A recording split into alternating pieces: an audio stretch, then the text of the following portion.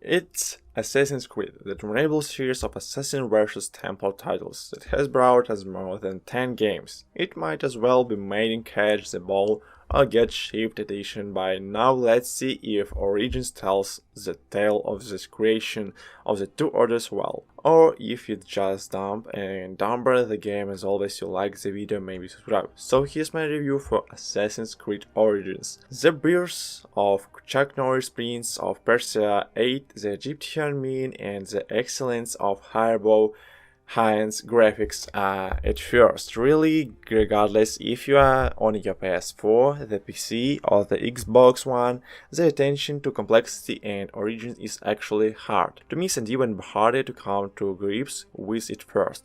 When most folk think of a game set in the Middle East, they think of pyramids maybe riding on the head of a sphinx, and then that's about Ubisoft's attention to detail and making a breathtaking and truly massive world is one of the highlights of this title. From shifting dunes we send ripping across to the astonishing surging battles with this translating of this green light that passes through the tops of the heavens. Origins is a look at not only the fact that it offers this massive land to traverse, it's a defining difference on their location and how they melt into one overall. For example, some of the deserts are so long that you can end up having hallucinations if you stay in the sun for too long, and you might go from the and enter a thick oasis, and these buildings and abilities reflecting that high quality of life through cultivate herds of animals and masses of small fishing vessels and spots near the tributary of the lake. And while Assassin's Creed always been about the vertical, its software use on Origins work wonders, where there are some massively tall buildings and not a small number of historical monuments to climb. It's how they all fit together that works so well.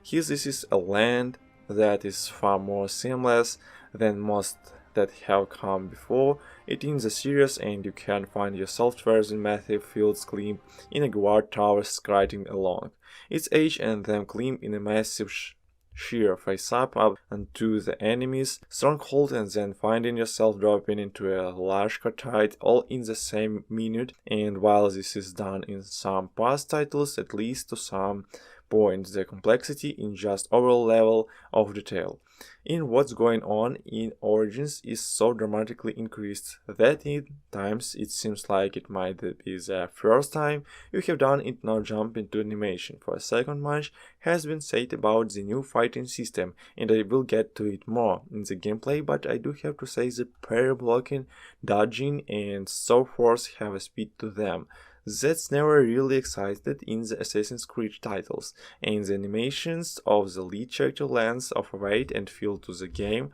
that works incredibly well.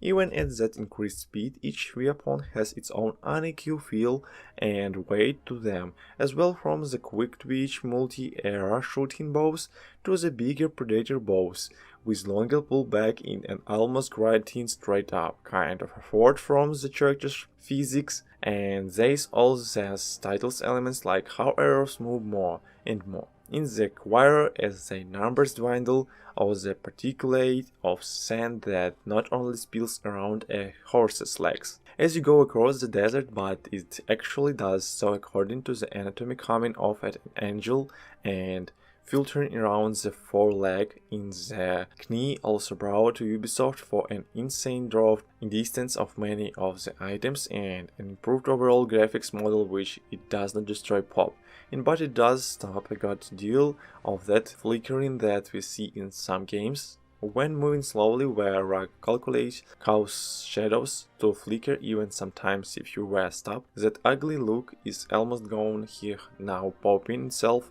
still does happen, especially when you ride super faster sprint.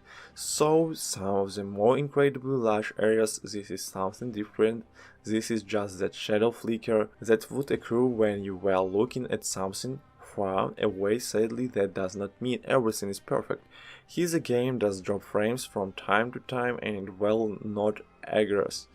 While sprinting into an incredibly dense area, you can sometimes feel the groan of the systems.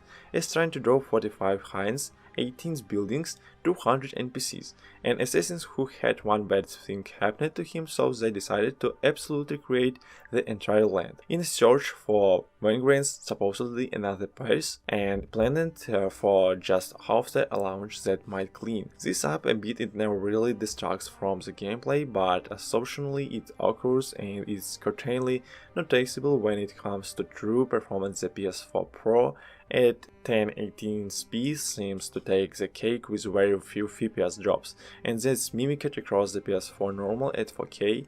Checkerboard on the Pro, it stays firm, but it does have a couple. So, thanks for watching, subscribe to my channel, goodbye.